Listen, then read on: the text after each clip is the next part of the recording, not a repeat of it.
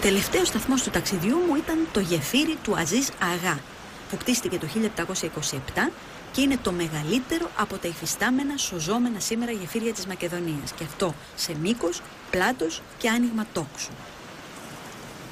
Η εμπειρία έκανε το μάστορα, λοιπόν, Μπορούμε να πούμε ότι οι μαστόροι από μικροί μαθήτευαν σε μεγαλύτερους και σιγά σιγά με την εμπειρία μάθαιναν, και την εμπειρία αυτή την κληρονομούσαν από γενιά σε γενιά μέσω των συντεχνιών, των εσναφιών, των κουδαρέων, των μαστόρων του. Τώρα για το γεφύρι αυτό είναι νομίζω μια έτσι καλή ευκαιρία για να εξηγήσουμε λίγο για την κατασκευή των γεφυριών, πώς γινότανε. Το πιο δύσκολο πράγμα ήταν η θεμελίωση και η επιλογή του σημείου, του πόρου από όπου θα περνούσαν. Οι όχθες έπρεπε να είναι στενές και βραχώδεις, γιατί η θεμελίωση σε έδαφος αμμώδες ή σαθρό ήταν πολύ δύσκολη. Και όλοι ξέρουμε την ιστορία με το γεφύρι της Άρτας που ολομερείς το κτίζανε, το βράδυ γκρεμιζόταν. Ας ακούσουμε όμως από τον κύριο Τσότσο την ιστορία του γεφυριού του Αζίζ Αγά. Ο πρωτομάστορας λοιπόν που έχτισε το γεφύρι δεν κατάφερε να το στερεώσει καλά και το γεφύρι έπεσε 3 φορές. Αυτό το γεφύρι? Πώς έπεσε τώρα? Τα γεφύρια στηρίζονταν πάνω σε σκαλωσιές. Γινόταν πρώτα η σκαλωσιά, η οποία στηριζόταν μέσα στο νερό του ποταμού. Η σκαλωσιά έπαιρνε το σχήμα του τόξου. Έχτιζαν λοιπόν το καλούπι. Πάνω στο καλούπι άρχιζαν να χτίζουν τις πέτρες από κάτω προς τα πάνω.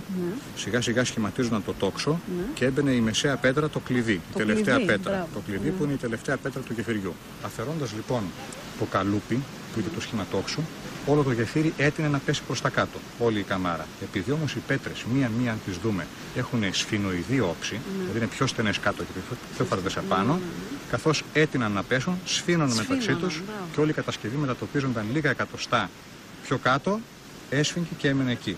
Οπότε η στιγμή εκείνη ήταν καταλυτική, ας πούμε, για τον κατασκευαστή του γεφυριού. Αν τα κατάφερνε, έχει καλώς. Αλλιώς έπρεπε να ξαναχτιστεί όλο το γεφύρι από την αρχή.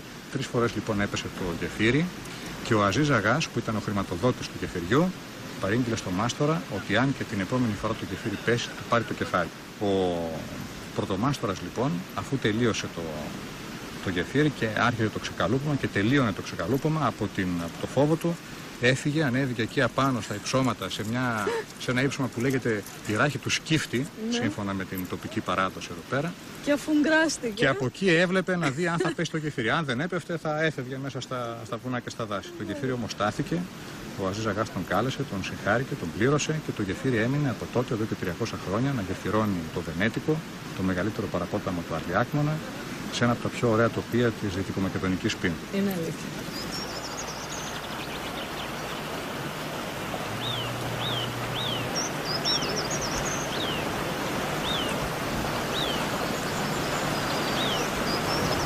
Εδώ πάνω στο γεφύρι του Αζίζ Αγά, με το Βενέτικο να κυλάει και πάλι από κάτω, τελειώνω και αυτό μου το ταξίδι. Γνώρισα ένα μικρό μέρος των Γρεβενών που είναι μία από τις τελευταίες παρθένες περιοχές της Ελλάδας. Και αυτό είναι προσόν και αδυναμία, γιατί ενώ πολλά μέρη δεν έχουν να χάσουν πια τίποτε, τα Γρεβενά κινδυνεύουν από μια κακώς εννοούμενη ανάπτυξη. Όμως ας είμαστε αισιόδοξοι. Ας ελπίσουμε στην έκπληξη.